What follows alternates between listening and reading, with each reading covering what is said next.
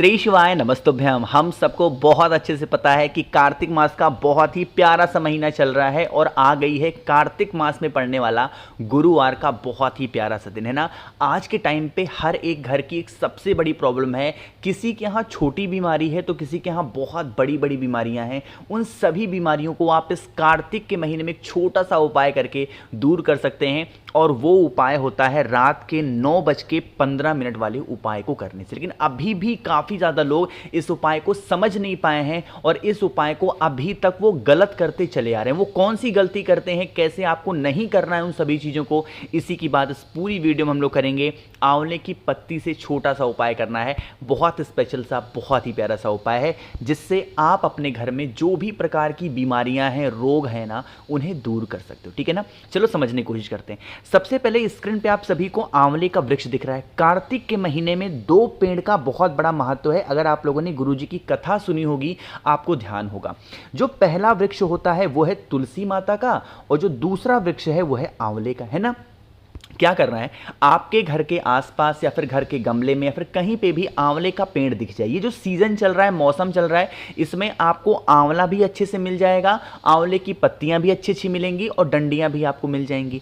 क्या करना होगा, आप कुछ भी ले सकते हो। कुछ भी का मतलब क्या है, आंवले से संबंधित कुछ भी ले लो। कुछ लोग कहते हैं भैया मार्केट में आंवला पाउडर मिलता है, क्या वो ले सकते हैं? कोशिश करो कि वो सब चीज़ें केमिकल होती हैं, उनको मत लो, है ना। महादेव को कभी भी केमिकल चीज़ें, हम लोग तो खा ही रहे हैं केमिकल, है ना। सब्जी में भी केमिकल है, मसालों में भी केमिकल है, तेल में भी केमिकल है, हम लोग तो सब कुछ खा ही रहे हैं केमिकल। लेकिन कम से कम भगवान को तो ना चढ़ाओ केमिकल। इसीलिए कह रहा हूं, आंवले से संबंधित कोई भी एक चीज़ ले लेना। चाहे अगर आपको आंवला मिल जाए तो आंवला ले लो, आंवला नहीं मिल रहा है, आंवले की पत्ती मिल रही है तो आंवले की पत्ती ले लो, आंवले की पत्ती भी नहीं मिल पा रही है तो आंवले की डंडी ले लो। इस उपाय को लगातार 3 दिनों तक करना है। कितने दिन तक करोगे?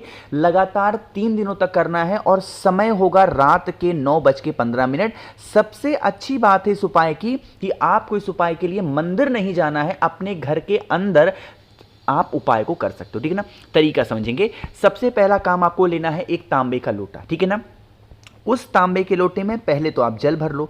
कार्तिक मास में अगर ये उपाय आप कर रहे हो तो इसी जल के अंदर क्या डालना होगा, थोड़ा सा गंगा जल डाल लो। जो भी चीजें आंवले से संबंधित आपको लेनी है, चाहे आप आंवला लेना हो आंवला ले लो, आंवले की पत्ती लेनी हो पत्ती ले लो, डंडी लेनी है डंडी ले लो, ठीक है ना। कोई भी एक चीज मिल जाए आपको इस कलश के अंदर, इस लोटे के अंदर डाल देना, है ना। इन सभी चीजों को डालने के बाद में आपको जाना होगा महादेव के शिवलिंग के पास में, ठीक है ना, जो शिवलिंग आपके घर में हो। अब यहां पे तरीका क्या है कि आपको अपना फेस रखना होगा उत्तर दिशा, यानी कि नॉर्थ डायरेक्शन।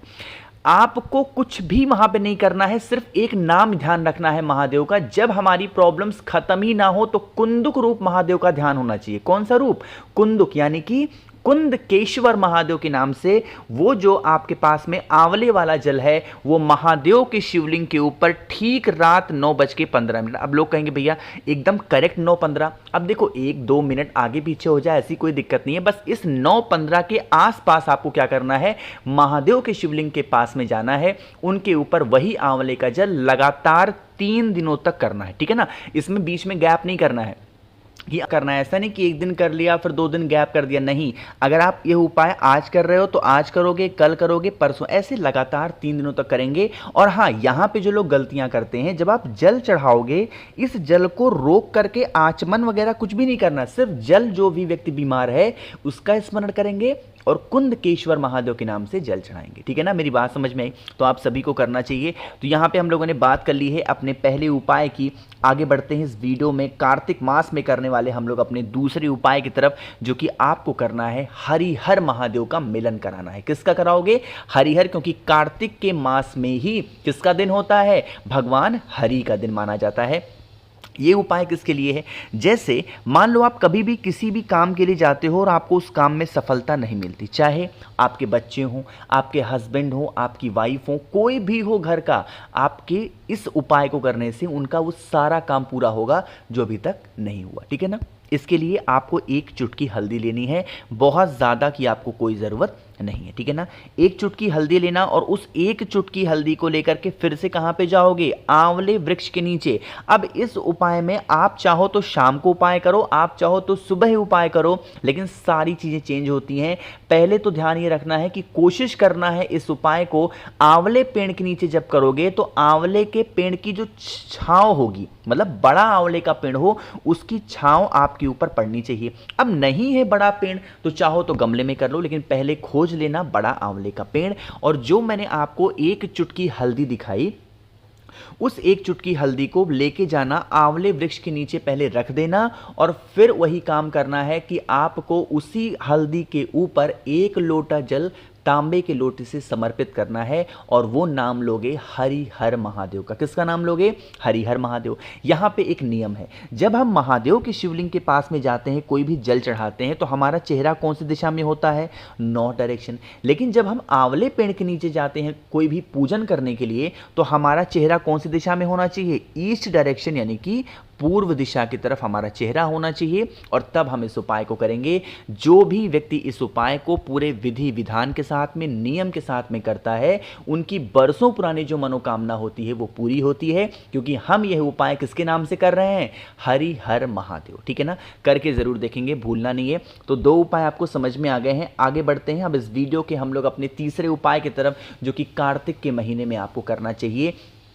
अब इस उपाय के बेनिफिट क्या हैं, फ़ायदे क्या हैं, कैसे करना है, इसे हम तब बात करेंगे जब आप सभी लोग करेंगे वीडियो को लाइक, और जिसने अभी तक चैनल को सब्सक्राइब नहीं किया तो करिएगा चैनल को सब्सक्राइब, है ना। पहले बस समझ लेते हैं इस उपाय के बेनिफिट क्या है, फ़ायदे क्या हैं, फिर हम लोग आगे बात करते हैं।